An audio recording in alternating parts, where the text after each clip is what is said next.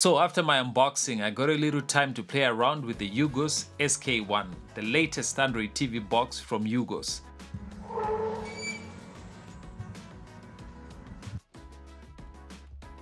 And here are some of my thoughts, starting with the design. In my opinion, it's one of the best looking Android TV boxes on the market at the moment. The SK1 does not have external antennas, which are typical of most Android TV boxes. Everything is contained in the unit, which gives it a modern and minimalist feel. The top of the SK1 is made of glass with a blue and black gradient, surrounded by shiny plastic. At the bottom is a hardened plastic with air vents. On the front of the SK1 is written some of the features supported on the SK1. There's also an LED power indicator, which is there for aesthetics, but can be configured to give feedback to the Ugoos remote. You can change the colors of the LED power indicator by going to Settings, Device Preferences, Power, and then Power Indicator. You're able to choose between white, red, yellow, green, cyan, blue, and magenta. You're also able to adjust the behavior of the LED power indicator under Mode. You have the option to switch it off completely or turn it on. It can also blink with the CPU activity or keystrokes.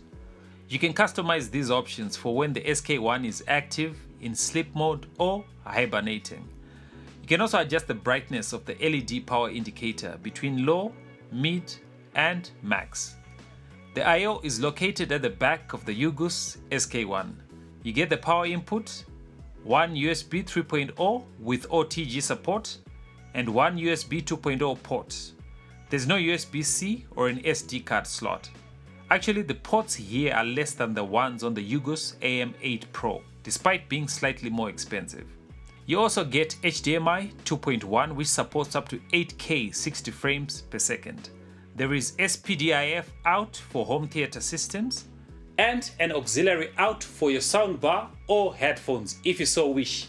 Now, taking a look at the internals. The Ugoos SK1 is powered by the Amlogic S928XK SoC, built on a 12nm process, which features one Cortex A76 core and 4 A55 cores. Now, in terms of daily usage, the SK1 has been able to handle most of the tasks I've thrown at it with little to no lag. On Geekbench 5, the S928XK has a single core score of 397 and a multi-core score of 751 and a Vulkan compute score of 1197. The SK1 also features 8 gigs of DDR4 RAM and 128 gigs of eMMC storage, which is one of the advantages it has over the AM8 Pro, which is only limited to 64 gigs of internal memory. Running the A1 SD Bench app shows that the SK1 has a read speed of 133 megabytes and a write speed of 190 megabytes, which is decently fast. The Ugoos SK1 is running Android 11. Now, I know it's a bit outdated, but I can understand why they went with that option. Devices pre-Android 12 were easier to gain root access to. But the downside is that users are restricted from newer Android apps to install. And those are some of the challenges I faced with the SK1. You can root the SK1 using the Magisk app included in the SK1, by the way. The SK1 has gigabit LAN, Wi-Fi 6 support, and Bluetooth 5.2, which is used by the Ugoos remote. Talking about the remote, the Ugoos remote can work in two modes, Bluetooth and infrared. By pressing this button, you can even use the remote as an air mouse. The remote comes with a built-in microphone for voice searches. Users have an option to choose between the Google Voice Assistant and Ugoos Voice Search. The remote is powered by two AAA batteries. The Ugoos SK1 also comes with a remote saver app, which allows for your smartphone to be used as a remote control. The smartphone connects to the SK1 using the Ugoos remote app via Bluetooth and Wi-Fi. I think what makes the Ugoos remote so useful is that it can be used in different modes. For example, there's a mirror feature for when you're playing games. There's a dedicated gamepad mode, voice search, direction key, and other modes. Now, since you're talking about gaming, you can play most mobile games. but you will not be able to play 64-bit graphically intensive games since the system is limited to 32-bit. When you first switch on the Ugoos SK1, you are guided through setting up the remote. You have two launchers to choose from, Launcher 3 and ULauncher. Launcher 3 gives you the typical Android interface, whilst ULauncher has an Android TV kind of interface.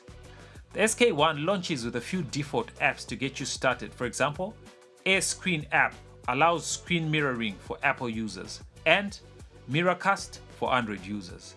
A few other apps are there for media playback and file management.